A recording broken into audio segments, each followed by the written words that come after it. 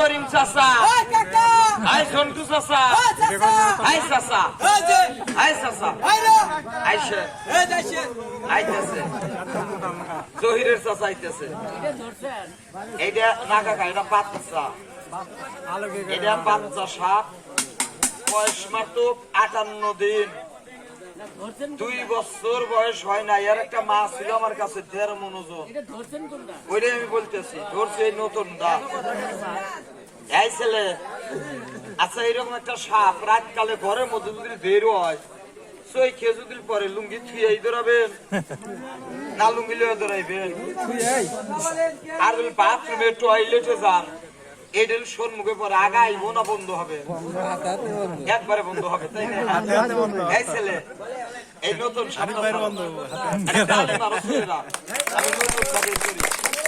দাদুর কাঠিটা দাও, গোপাল বাহার, হ্যাঁ সুন্দর চালি নাগিনী বেরো, মন্তর দেন। এই কারণ আমি তো সাপুরিয়া না, মন্তর আবার নকল করেন না।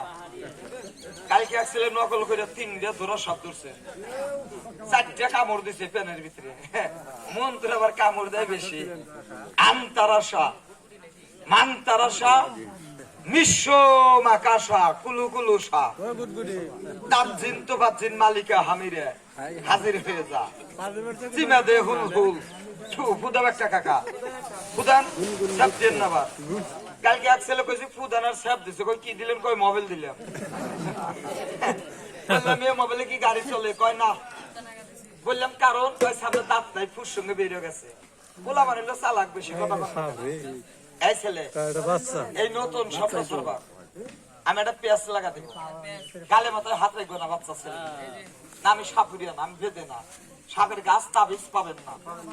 সাপ আমি দেখাবো নাটির সাথে, আর দেখানোর মাধ্যমে কোন বাচ্চা, হ্যাঁ মুরগি খাইছে ভাই, মুরগিটা আমার মুরগি খায়, হাফ কেজি মুরগি দিবেন এখন খাবে, এটা ডাইরেক্ট হয় না।